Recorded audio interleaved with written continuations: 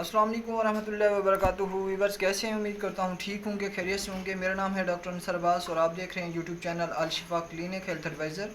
सबसे पहले रिक्वेस्ट करूँगा, अगर आप मेरे चैनल पर नए हैं तो मेरे चैनल को सब्सक्राइब कर दें और साथ में दिए गए बेल आइकन को प्रेस कर दें ताकि हर आने वाली नई वीडियो आप तक बआसानी पहुँच सके।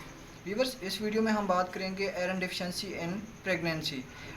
हामला ख़वातीन में खून की कमी के बारे में बात करेंगे कि हामला ख़वातीन में अगर आयरन डेफिशिएंसी हो जाए या खून की कमी हो जाए तो उसकी काजेज़ क्या हैं, उसकी सिम्टम्स क्या हैं, और अगर हामला ख़वातीन में आयरन डेफिशिएंसी हो गई है तो उनको किन किन बीमारियों का सामना करना पड़ सकता है, या बच्चे को क्या नुकसानात हो सकते हैं, या इसके अलावा और भी काफ़ी कॉम्प्लिकेशन हैं और इसको हम मैनेज कैसे कर सकते हैं। व्यूअर्स, अगर बात करें सिम्टम्स की, आयरन डेफिशिएंसी अगर फीमेल्स में है तो उनको क्या क्या सिम्टम्स का सामना करना पड़ सकता है। फर्स्ट ऑफ़ ऑल, जिनको आयरन डेफिशिएंसी होगी वो ख़वातीन जिनको खून की कमी है और वो प्रेग्नेंट हैं तो उनको थोड़ा सा काम करने में भी थकावट फ़ील होगी, या इसके अलावा जिस्म में बहुत ज़्यादा सांस ना होने के बराबर फ़ील होगा, और इसके अलावा चक्कर भी आ सकते हैं, या इसके अलावा उनकी जो हार्ट रेट है, दिल की धड़कन है, वो तेज़ हो सकती है, नॉर्मल रेंज से बहुत ज़्यादा हाई हो सकती है, या उनको हाइपरटेंशन का शिकार भी वो हो सकती हैं, उनका ब्लड प्रेशर हाई हो सकता है। ये इसकी सिम्टम्स हैं। या इसके अलावा इसकी अगर काज की बात करें कि इनकी काजेज़ क्या हैं, फ़र्स्ट ऑफ़ ऑल जो इसकी कॉमन काज है वो ख़वातीन जो हामला होती हैं उनको वॉमिटिंग होती है अक्सर औक़ात। तो वॉमिटिंग में वो जो चीज़ डाइट लेती हैं, खाना खाती हैं, वो फ़ौरन ही बाहर आ जाता है, निकल जाता है, जिसकी वजह से उनको आयरन की डेफिशिएंसी हो सकती है। या इसके अलावा वो अपनी डाइट पर फोकस नहीं करती क्योंकि उधर से ब्लड बच्चे में जा रहा होता है और उधर से माँ को जा रहा होता है, जिसकी वजह से उनकी डाइट भी अच्छी नहीं होती और उसकी वजह से उनको आयरन डिफिशिएंसी हो सकती है। या इसके अलावा किसी भी सूरत में ऐसी हामला ख़वातीन भी होती हैं जो थैलेसीमिक होती हैं, जिनको थैलेसीमिया की बीमारी होती है, जिसकी वजह से उनको आयरन डेफिशिएंसी हो सकती है। या इसके अलावा किसी चोट के लगने से या कोई और मसाइल पैदा होने से उनका ब्लड वेस्ट हो जाता है, जिसकी वजह से आयरन डेफिशिएंसी हो सकती है। तो माँ को क्या नुकसान हो सकते हैं आयरन डेफिशिएंसी की वजह से?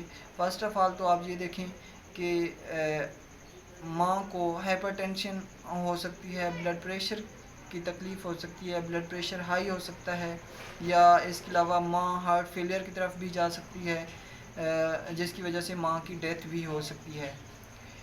तो हार्ट फेलियर के सिम्टम क्या हैं? अगर हार्ट फेलियर की तरफ मरीज़ जा रहा है तो उसको फ़र्स्ट ऑफ़ ऑल तो ये होगा कि उसकी जो चेस्ट है उसको चेस्ट पेन होगा, और वो पेन लेफ़्ट आर्म, लेफ़्ट बाजू की तरफ जा सकता है।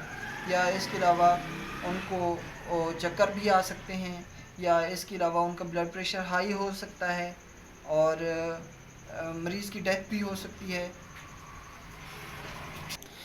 और अगर मरीज़ हार्ट फेलियर की तरफ जा रहा है तो थोड़ा सा चलने से उनके जो हाथ और पाँव की उंगलियां हैं वो उनमें नील पड़ सकते हैं, या इसके अलावा पाँव पर या टांगों पर स्वेलिंग आ सकती है। और व्यूअर्स, अगर हम बात करें बच्चे को क्या नुकसानात हो सकते हैं या बच्चे को क्या कॉम्प्लिकेशन आ सकती हैं, फ़र्स्ट ऑफ़ ऑल तो ये देखें कि बच्चे की अगर माँ को आयरन डिफिशिएंसी होगी तो बच्चे की जो ग्रोथ है वो नॉर्मल नहीं होगी, अब नॉर्मल हो सकती है, बच्चे की ग्रोथ अच्छी नहीं होगी, जिसकी वजह से बच्चा वक्त से पहले भी पैदा हो सकता है, डिलीवर हो सकता है। या इसके अलावा बच्चे की जो सोचने और समझने की हिस्स है वो डैमेज हो सकती है, बच्चे को और भी काफ़ी कॉम्प्लिकेशन का सामना हो सकता है, या माँ के पेट में बच्चे की डेथ भी हो सकती है। और बच्चा डिलीवर होने के बाद अगर माँ को आयरन डेफिशिएंसी है तो उस बच्चा डिलीवर होने के बाद माँ की जो बच्चेदानी है उसमें इन्फेक्शन हो सकता है, काफ़ी क्रिटिकल हो सकता है, जिसकी वजह से माँ को बहुत बुरी तरह से बुरी बीमारी का सामना करना पड़ सकता है। اب اگر بات کریں اس کو کور کیسے کیا جا سکتا ہے، فرسٹ آف آل تو یہ دیکھیں کہ حاملہ خواتین جو ہیں ان کو ہر 2 ماہ بعد، ہر 3 ماہ بعد الٹرا ساؤنڈ اور چیک اپ کروانا چاہیے، تاکہ دیکھا جا سکے کہ بچے کی گروتھ اچھی ہو رہی ہے یا نہیں ہو رہی۔ تو یہ لازمی ہے، حاملہ خواتین کو ہر 2 ماہ بعد یا 3 ماہ بعد الٹرا ساؤنڈ کروانا لازمی ہے۔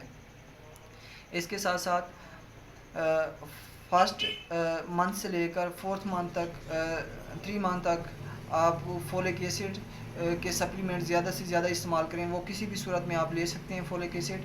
اور اس کے بعد 4تھ منتھ میں آپ آئرن کی ٹیبلٹ یا آئرن کی سپلیمنٹ لے سکتے ہیں۔ اس کے علاوہ جو لاسٹ منتھ ہے اس میں آپ اپنا ہیموگلوبن لازمی چیک کروائیں، اس میں دیکھا جا سکتا ہے کہ اگر ہیموگلوبن کی کمی ہے تو اس کے ساتھ ساتھ آپ کو میڈیسن ریکمینڈ کریں گے ڈاکٹر، تاکہ آپ کا جو آئرن ہے وہ پورا ہو سکے، جس کی وجہ سے آپ کے بچے کی ڈیولپمنٹ اچھی ہوگی اور ماں کو ایک ہیلدی بیبی ملے گا۔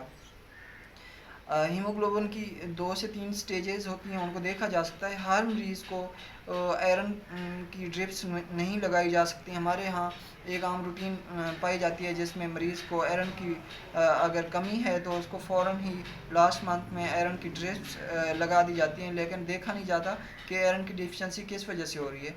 تو سب سے پہلے تو چاہیے ڈاکٹر کو آئرن کی ڈیفیشنسی کی وجہ تلاش کرے کہ اگر تھیلیسیمک ہے پیشنٹ تو اس کی ٹریٹمنٹ الگ ہے، اگر سیویئر انیمیا ہے تو اس کی ٹریٹمنٹ الگ ہے۔ تو اس کی سٹیجز کو دیکھ کے ہی ٹریٹمنٹ کی جا سکتی ہے، ادروائز ہر مریض کو آئرن کی ڈرپ نہیں لگائی جا سکتی ہے۔ ویورز، اگر یہ چھوٹی سی ویڈیو پسند آئے تو لائک اور شیئر ضرور کر دیں اور چینل کو سبسکرائب کر دیں، اور کمنٹ سیکشن میں اپنی رائے کا اظہار ضرور کریں۔ Thank you.